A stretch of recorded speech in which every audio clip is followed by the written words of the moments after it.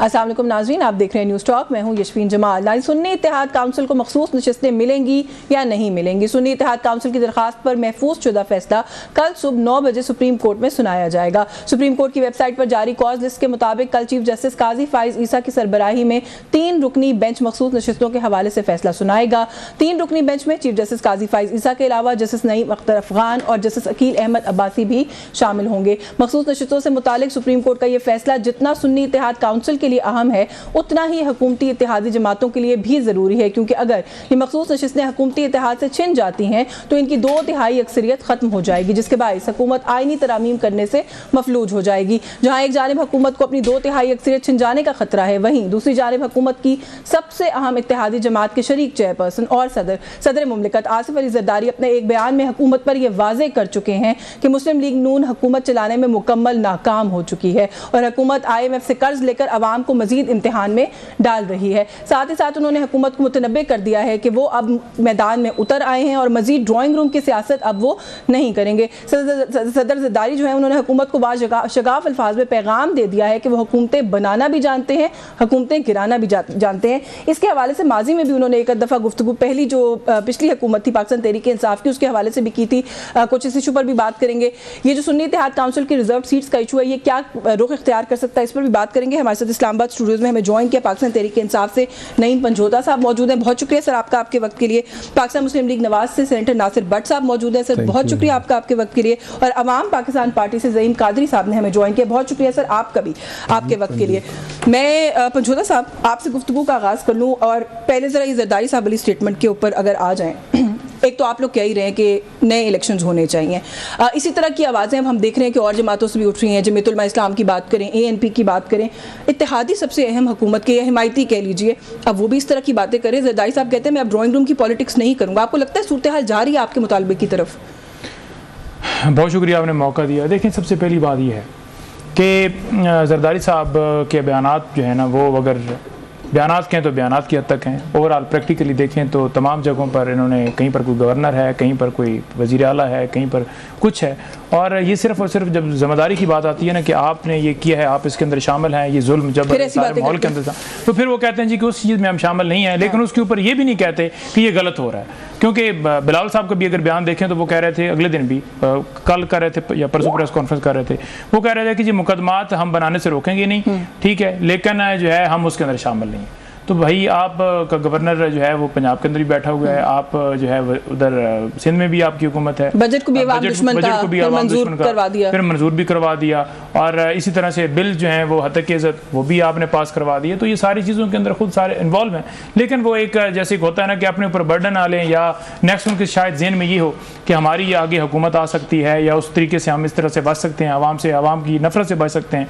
तो नेक्स्ट आने वाले वक्त के अंदर वो हमारे लिए बेहतर होगा कि आज हम इस जिम्मेदारी ना लें कि हमारी हुकूमत नहीं थी। हाँ। तो वो इन्वॉल्व और नहीं सीरियस नहीं लेते। ठीक है, अच्छा मैं सेंटर साहब आपसे इजाजत के साथ जरा अपोजिशन जमातों का मौक़िफ़ लेके हुकूमत की तरफ आती हूँ। कादरी साहब हमारे साथ मौजूद है। एक तो sir welcome back to the scene, the political scene. बहुत अरसे के बाद जो है वो आपको हम देख रहे हैं मीडिया पर। दूसरा ये कि आप नई जमात हैं एक, तो आप लोगों का क्या आउटलुक है उसको भी अंडरस्टैंड करने की कोशिश कर रहे हैं। यहाँ मैंने जैसे कहा कि मुख्तलिफ सियासी जमातें ये नारा बुलंद कर रही हैं कि फ्रेश इलेक्शन हो जाने चाहिए। अवाम पाकिस्तान पार्टी का सर इस पर क्या आप लोगों का नुक्ता नज़र एक तो क्या है? दूसरा ये कि आप समझते हैं कि इस वक्त हम मुतहम्मिल हो सकते हैं इतने कम अरसे में एक और इलेक्शन के?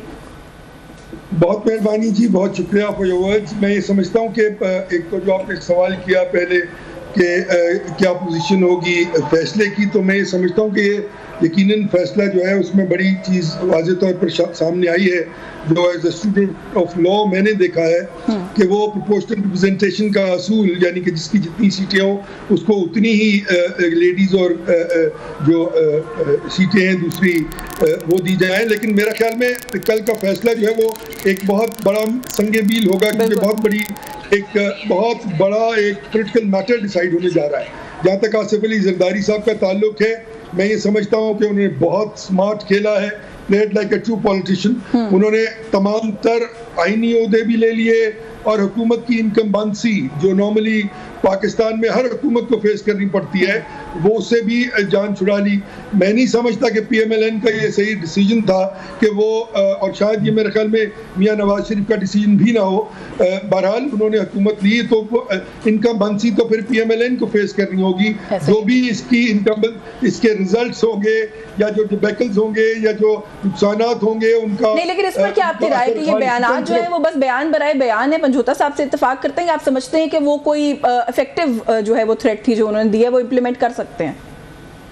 जी बिल्कुल कर सकते हैं वो। अगर आज सुबह पीपल्स पार्टी जो है वो घर चली जाए तो हुकूमत के पास तो इतने नंबर्स नहीं है कि वो हुकूमत कायम रख सकें। और अगर कहीं ये कोलैबोरेशन हो गई पीपल्स पार्टी की PTI के साथ तो you will see a new prime minister coming in within 15 to 20 days। तो ये सियासत का हिस्सा है और आईनी तौर पे जो कुछ हो रहा है ठीक हो रहा है और आईनी तौर पे ही होना चाहिए। हमारा नुक्ता नज़र बड़ा वाज़ेह है। हम ये समझते हैं कि ये पॉलिटिकल पार्टीज जो हैं ये तमाम तर अपने जो अदवार थे, जो इनकी हुकूमतों के अदवार थे, किसी का 30 साल 40 साल 5 साल या 4 साल, they failed to deliver over the public issues। एक बहुत बड़ा सीरियस गल्फ है जहाँ डिलीवर करना चाहिए था। उसकी सबसे बड़ी वजह ये थी कि वो डेमोक्रेटिक नॉर्म्स जो फॉलो किए जाते हैं पॉलिटिकल पार्टी से वो नहीं फॉलो किए गए। क्योंकि आप देखिए कि जिस तरह आप आइडियोलॉजिकली अपनी आइडियोलॉजिकल बाउंड्रीज को पार करके सिर्फ हुकूमत और हासिल करने के लिए सॉल्यूशंस में जाते हैं। मामलात अभी भी कुछ ऐसे ही नजर आते हैं। कादिर साहब इजाजत दीजिएगा, मैं आपकी जानिब वापस आती हूँ, जरा सेंटर साहब को गुफ्तगू में शामिल कर लें। सर किस तरह देखते हैं, एक तो इमरान खान साहब अब कंसिस्टेंटली जहाँ उनकी मीडिया से बात होती है वो कहते हैं जी नया इलेक्शन यही मुतालबा है, मैंने और भी जमातों के नाम लिए वो भी यही मुतालबा कर रहे हैं। जरदारी साहब की स्टेटमेंट को कैसे देखते हैं? वो कहते हैं जी कि अगर हम हुकूमतें बना सकते हैं तो हमें हुकूमतें गिरानी भी आती हैं। बिस्मिल्लाहिर्रहमानिर्रहीम, शुक्रिया जी आपने मुझे मौका दिया। मैं ये बातें सुनकर तो मुझे यही फील हो रहा है कि देखें पाकिस्तान में जो इलेक्शन हुआ 2024 का, इससे पहले 2018 का इलेक्शन हुआ। 2018 में जिस शख्स को मुसल्लत किया गया इस वोट चोरी करके, जिसके कहते हैं कि मुजरिम उस वक्त के चीफ जस्टिस साकिब निसार, फैज़, बाजवा, आसफ सईद कोसा, ऐसे लोग जिनको पॉइंट किया था कि ये लोग जिम्मेदार हैं। अच्छी भली हुकूमत मियां नवाज शरीफ साहब की चल रही थी और ये लोग जिम्मेदार थे। ये इन लोगों ने हुकूमत ख़त्म की। मियां नवाज शरीफ के खिलाफ एक जो आप देखे ना, मेरी सुने ना क्या हुआ पनामा से, क्या हुआ पनामा में कुछ नहीं लगा, कामा पे सजा दे दी, फॉर लाइफ कर दिया। गलत किया, ठीक है, सजा क्यों नहीं देते? देखे ना, सजा मिलनी चाहिए थी, सजा मिलनी चाहिए थी। हम आज भी ये कहते हैं, देखें इमरान साहब की वो रिकॉर्डिंग निकालें जब वो कहते थे कि चीफ आर्मी जो है वही सबसे बड़ा हमारा हमायती है, उसकी वजह से मेरे जो जितने मेरे कोलिशन बंदे हैं वो पार्टनर है वो मैं नहीं बुलाता, वो बुलाता है उनको। तो गलत करते थे हम, तब देखे ना गलत करते थे ना। हाँ। तो हम कहते थे ये गलत है। हाँ। उस वक्त इमरान साहब कहते थे ये ना हो, आपको शुक्र अदा करना चाहिए। आप लोग भी तो वही कर रहे हैं, इक़्तिदार में आके सब लोग यही करते हैं। मैं बताता हूँ हम क्या कर रहे हैं। मियां नवाज शरीफ ने उस वक्त भी यही कहा कि ये लोग जिम्मेदार है। जब मियां साहब दोबारा सदर बने मुस्लिम लीग नून के, ठीक है, उन्होंने तकरीर में यही बात की कि ये जो बंदे हैं ये तुम्हारा फैसला साकिब निसार रद्दी की टोकरी में। मैं आज फिर मुस्लिम आज जो सिचुएशन है ये उसी का तसलसल है। नहीं, आपके इत्तेहादी सर आपसे सारे आईनी ओहदे ले लिए पाकिस्तान पीपल्स पार्टी ने। कभी कहते हैं आप अवाम दुश्मन बजट लाए हैं, अब वो कहते हैं हम ड्राइंग रूम में नहीं बैठेंगे, अवाम तैयार हो जाए। वो कहते हैं आप नाकाम हो गए हैं। देखिए पीपल्स पार्टी पंजाब में गवर्नर किसका है? तो मैं यही तो आपसे मैं यही सवाल कर रही हूं। हम और पीपल्स पार्टी और एमक्यू हमने जिम्मेदारी उठाई। हाँ। हुकूमत बनी, जिस तरह की हुकूमत थी कोई भी जमात नहीं मानती कि इलेक्शन फेयर हुए हैं। आप भी नहीं मानते? मेरी सुने, पीटीआई भी ये कहती है, हम भी ये कहते हैं कि ये इलेक्शन कैसे हुए, लेकिन जब हालात कैसे नहीं हुई, आप लोग मानते हैं इलेक्शन को या नहीं मानते? देखें मुझे बताएं, पीटीआई केपीके में इलेक्शन मानती है ठीक हुआ है? ये बता दें। नहीं मानते, वैसे आपस की बातें नहीं मानते। बहुत सारी नशिस्तों को कंटेस्ट किया है इनके लोगों ने। हुकूमत कर रहे हैं कि नहीं? ये बैठे नहीं, हुकूमत उधर किसकी है? नहीं, हुकूमत अब छोड़ तो बात है ना। एक मिनट मैं आप बताऊं, बात ये है कि इस इलेक्शन कमीशन ने एक बना दिया है, इलेक्शन टर्मिनस बन गया। यानी आप केपीके की गवर्नमेंट को नहीं मानते, ये पंजाब की नहीं मानते, सेंटर की नहीं मानते, हम सबको मानते हैं। मेरी सुने, जो हालात आजकल पाकिस्तान के हैं, जिस तरह की दहशतगर्दी पाकिस्तान में चल रही है, जिस तरह के हालात हैं उसमें मैं ये कहूँगा कि सारी सियासी जमातों को एक मैं आपकी सारी बातें मान लेती हूँ, आप फिर भी जरदारी साहब की बात का जवाब नहीं दे रहे। और जरदारी साहब को इसलिए सीरियसली नहीं, उनका माजी की एक स्टेटमेंट मेरे सामने, उन्होंने कहा जी हमने चेयरमैन पीटीआई की हुकूमत इसलिए नहीं गिराई थी कि वो हमें हुकूमत चाहिए थी, हमने इसलिए हटाई थी क्योंकि वो नाकाम हो गए थे, वो चल नहीं रहे थे। अब आपको नाकाम कह रहे, सीरियसली मेरे ख्याल में तो अब वो मिनिस्टर भी उनके आएंगे कुछ पीपल्स पार्टी के, मैं बता रहा हूँ शायद मैं जो मुझे इल्म है कि जरदारी साहब हम और MQM हम सियासी जमातें हैं, हमने हुकूमत बनाई है, हम जिम्मेदारी उठा रहे हैं, लेकिन जो हालात इस वक्त हैं उस वक्त आप मुझे बताएं PTI हुकूमत बना लेती पीपल्स पार्टी के साथ मिलके। हाँ। देखिए ना, बिफोर आई मूव ऑन मुझे ये बता दें आपके ख्याल में उन्होंने ऐसे ही कहा है? दूसरी बात मखसूस अपने कारकुनान के लिए कहा है उन्होंने, आसिफ जरदारी साहब ने वैसे ही स्टेटमेंट दे दिया। ये तो देखे ना, मैं नहीं समझता कि वो अगर आप ये कह रहे हैं कि जब आप हुकूमत में भी हैं हम समझते हैं कि हम जिम्मेदार हैं, वो तो कहते हैं हम जिम्मेदार नहीं है, पीपल्स पार्टी MQM हम इस चीज़ के जिम्मेदार की हुकूमत हमने ली है, लेकिन जो हालात थे उनके मुताबिक हमें हुकूमत अगर आप ना लेते, आप मुझे बताएं क्या होता है, जो हालात हैं आवाम का क्या हालात हैं आजकल, इसके लिए आवाम के भी जो दहशतगर्दी की हालत है हुकूमत दे ली आवाम का, तो वही नहीं। आप मुझे बताएं ना, हुकूमत किसने कराई, इलेक्शन किसने कराया? हमने तो नहीं कराया ना। किसने कराया? ठीक है, किसने कराया? केयर टेकर गवर्नमेंट ने इलेक्शन कराया। ठीक है, इलेक्शन अगर आप मुझे मखसूस नशिस्तों की आप बात कर रही हैं, मुझे आप बताएं आप ये मखसूस नशिस्तें PTI को कैसे दे सकते हैं? अच्छा, मखसूस नशिस्तों पर सर आते हैं, ये मैं वो उस टॉपिक पे स्पेसिफिकली आती हूँ। जरा पंजोता साहब मुझे ये बताएं जरा, before I move on from this topic, आप लोग भी जब कहते हैं सर कि नया इलेक्शन हो जाए, खान साहब भी जब कहते हैं, उससे क्या तब्दीली आएगी? फिर फॉर्म 45 निकल पड़ेंगे, फिर फॉर्म 45 गुम जाएंगे, फिर इलेक्शन कमीशन जो है वो 8-8 महीने इलेक्शन अपलोड करता रहेगा, तो क्या फ़र्क पड़ेगा? एक्सरसाइज करनी है दोबारा, क्या इस मुतालबे का क्या बैकग्राउंड है? नहीं, इस मुतालबे का बैकग्राउंड अगर मैं बताऊँ तो ये नहीं है कि इलेक्शन दोबारा उसी तरह से करवाया जाए। हम तो कहते हैं कि फ्री एंड फेयर इलेक्शन हो, और उसी आप जीतेंगे तो फेयर हो जाएगा। नहीं, जीतेंगे की नहीं बात। अगर आप देखें तो रिकॉर्ड दिखा देना कि जैसे हमारे पेपर छीने गए, जैसे हमारे उम्मीदवारों को बाहर किया गया, जैसे प्रेस कॉन्फ्रेंस करवाई गई, घरों में छापे मारे गए, हमें जलसा नहीं करने दिया गया, जुलूस नहीं निकालने दिया।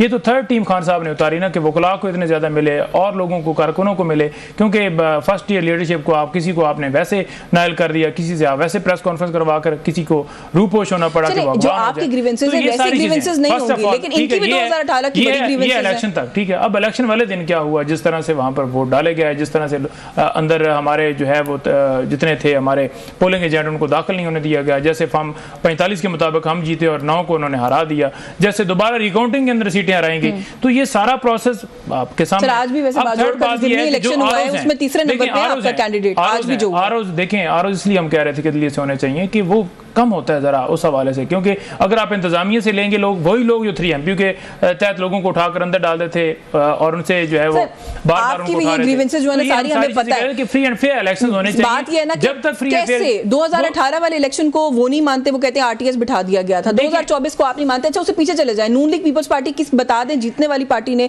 हारने वाली पार्टी ने एक इलेक्शन माना हो, मुझे बता दें, मुझे गलत साबित।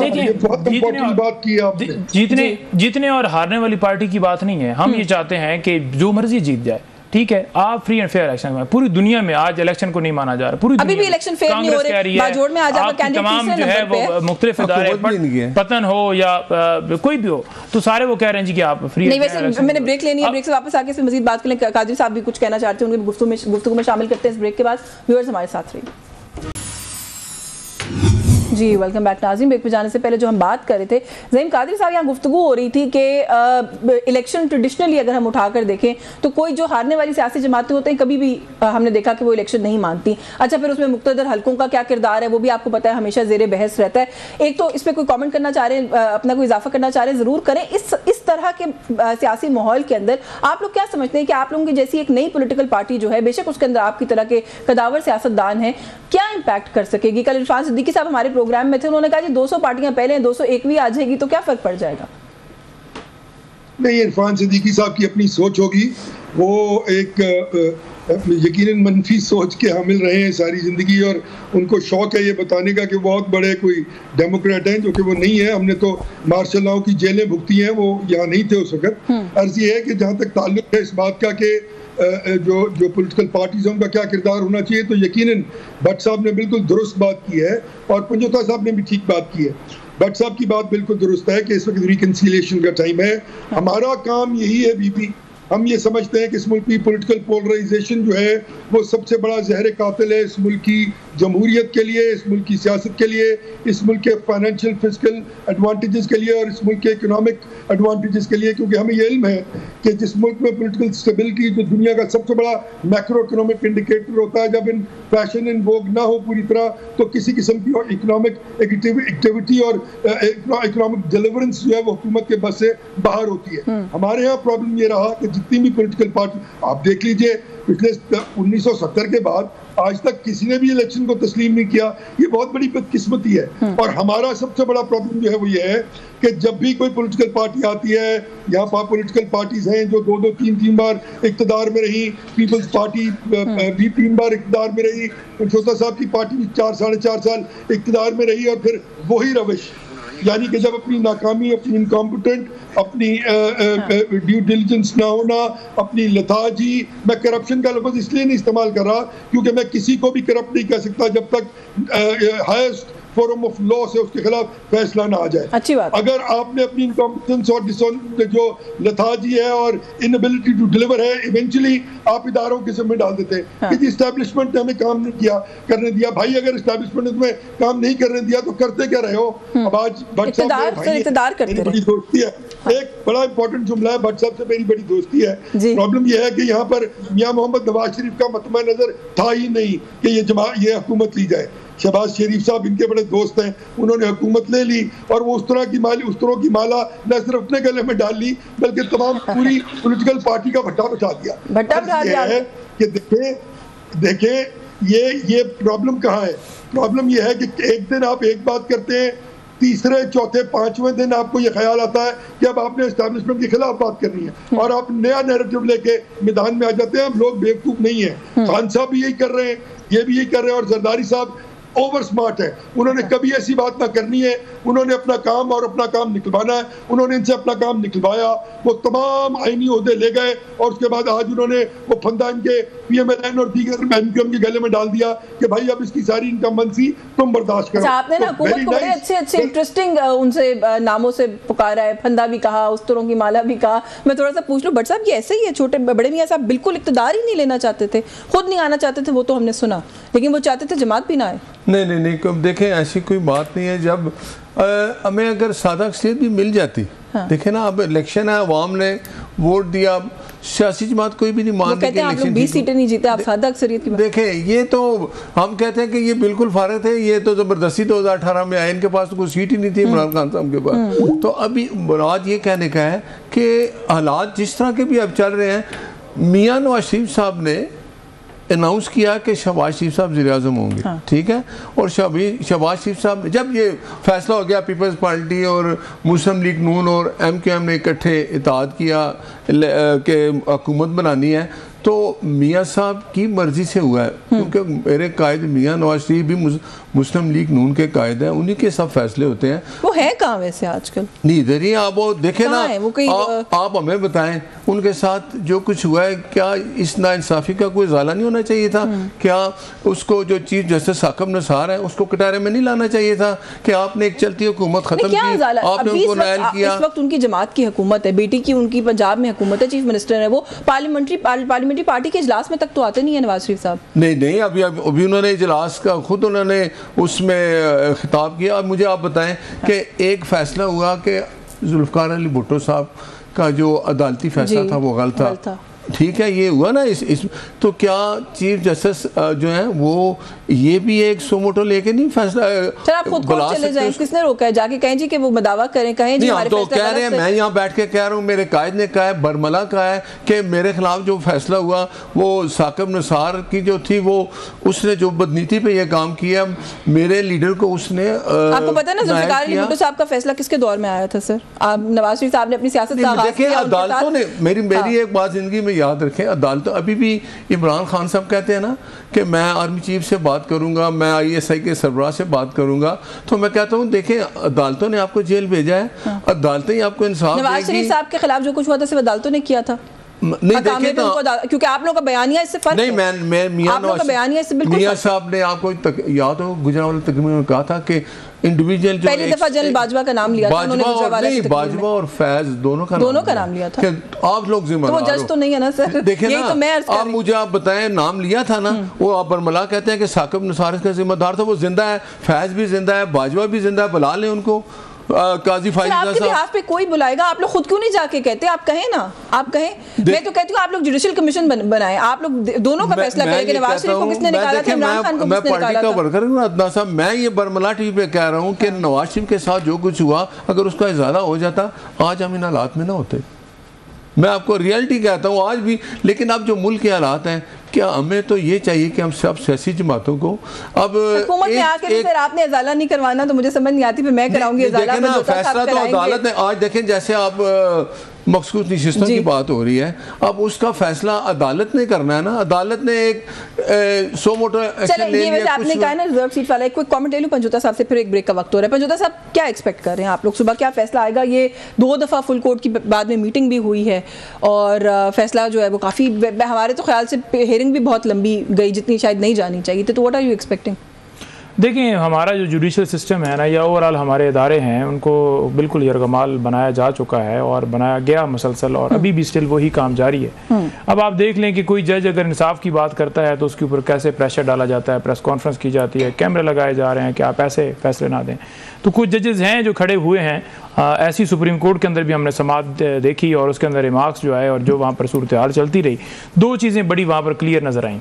एक कि इलेक्शन कमीशन किसी तरह ये साबित नहीं कर सका कि आइन के मुताबिक अगर पीटीआई की सुन्नी इत्तेहाद कौंसिल की सीटें नहीं बनती तो किसी और जमात की बनती हैं। एक तो ये बात तय होगी। दूसरी बात ये है कि वहाँ पर ये बात भी आई कि इलेक्शन कमीशन की गलती थी, उन्होंने पीटीआई को जो है आज़ाद उम्मीदवार डिक्लेयर किया, फैसला गलती उन्होंने।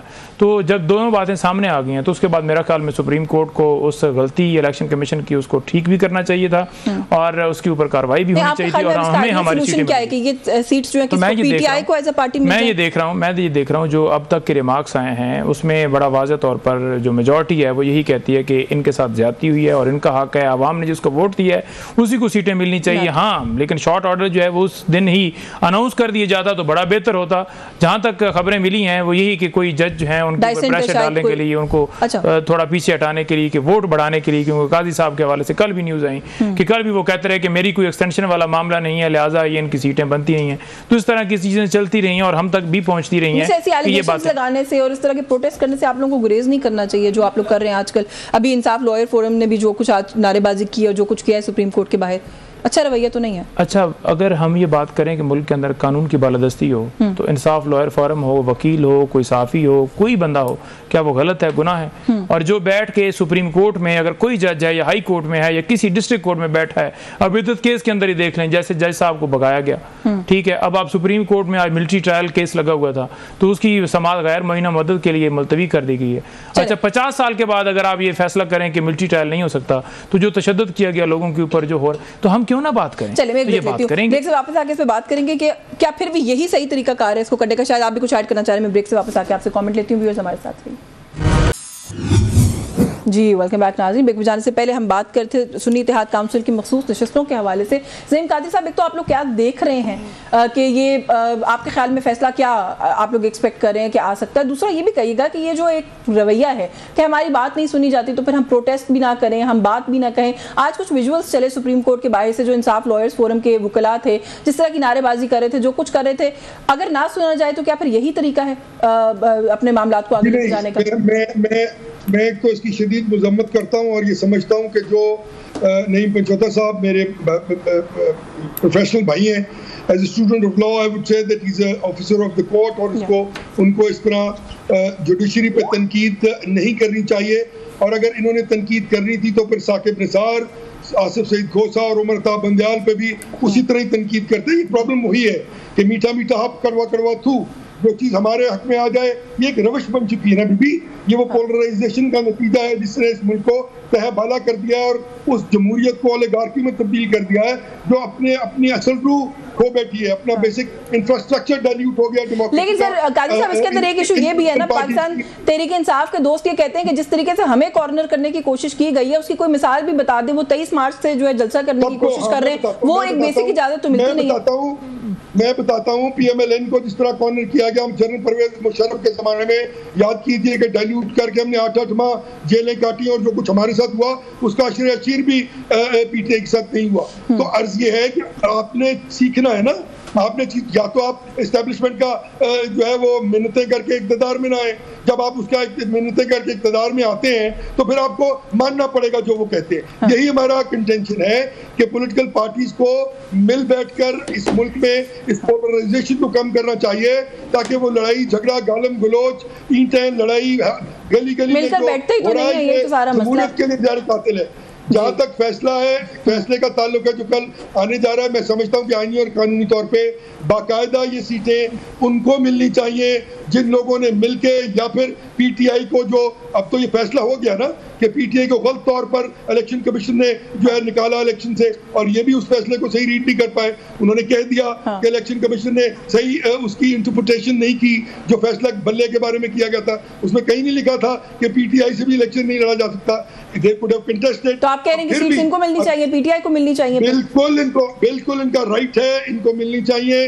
लॉक स्टॉक एंड बैरल वाज़े तौर पे सीटें प्रोपोर्शनल रिप्रेजेंटेशन के मुताबिक इन्हीं को मिलनी चाहिए और इन्हीं का राइट है, इन्हीं की रहेंगी। सर आप पहले कुछ कहना चाह रहे थे, सुनिए। मैं ये कह रहा हूँ कि मुझे मखसूस नशिस्तों की बात हो रही है। आप मुझे बताएं कि इलेक्शन कोई भी जमात लड़ती है, इलेक्शन कमीशन उनसे रिजर्व सीटों के लिए नाम मांगता है। जी मांगता है। क्या सुन्नी ताद ने कोई नाम दिया? PTI ने दिए थे। ठीक है, PTI ने दिए थे। देखिए PTI को तो ये छोड़ गए, ये तो सुन्नी ताद में शामिल हो गए। किया जी इलेक्शन कमीशन नहीं, देखें उस सुन्नी ताद में ये शामिल हो गए। अब जो केस कौन लड़ रहा है? सुन्नी ताद का केस लड़ रहे हैं ना, PTI का भी है। सलमान अकरम राजा साहब PTI को, लेकिन आप मुझे बताएं अगर ये आजाद रहते तो शायद इनका हक होता। ये आजाद नहीं रहे, ये सुन्नी ताद में शामिल हो गए। आजाद को कैसे मिला? आजाद तो कोई पार्टी नहीं होती ना सर। देखा आपने मेरी बात कर दी ना, आजाद बंदे को नहीं मिलते।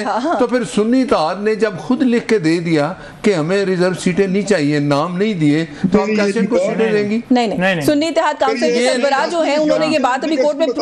जी कादरी साहब, एक छोटी सी बात कौंसल गई है और उन्होंने कहा है कि हम लड़ना चाहते हैं घोड़े के निशान से, उन्हें भी आजाद कर। लेकिन एक बात है कादरी साहब, एक छोटी सी बात कि सुन्नी ताद से इलेक्शन कमीशन ने रिजर्व सीटों का सर उनके सरबराह को इलेक्शन कमीशन ने निशान अलॉट करने से इनकार कर दिया, प्रूफ कर दिया हामिद रजा साहब ने। वो कहाँ से लिस्ट देते, वो क्या करते? मैं नहीं तो अब मुझे बताएं, अब आप किन को सीटें देंगे? कि नाम है जो आपके पास? PTI ने लिस्ट जमा करवाई हुई है। नहीं PTI का, और सुन्नी ताद काउंसिल में अगर नहीं जमा करवाई ना तो KP में अगर आप देखें बाप पार्टी थी, वो इलेक्शन में नहीं गई थी और वो ज्वाइन किया था उस वक्त आजाद 3 उम्मीदवारों ने और उनको मखसूस नहीं।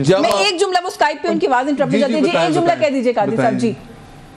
जी मैं सिर्फ ये अर्ज कर रहा हूँ, मैं माजरत से दोनों भाइयों से ये कहना चाह रहा हूँ कि क्या आइन में ये शिक मौजूद नहीं है कि विदिन 3 डेज आज़ाद किसी भी पॉलिटिकल पार्टी को ज्वाइन करते हैं, अगर वो कर लेते हैं तो उनकी नॉमिनेशंस उसी तनासुब से बढ़ा दी जाती हैं। जब ये चीज तय है आइन में तो फिर इसमें तो इबाम होना ही चाहिए। सुन्नी इत्तेहाद को मिल जाए या PTI को मिल जाए, देयर इज नो। नहीं, ये सीटें वापस आएंगी, किसी को नहीं मिलेंगी। ये आपको भी नहीं मिलेंगी? नहीं, हमें तो नहीं मिलेंगी। 2 दिखाई जा रही है, हमें मिलेंगी।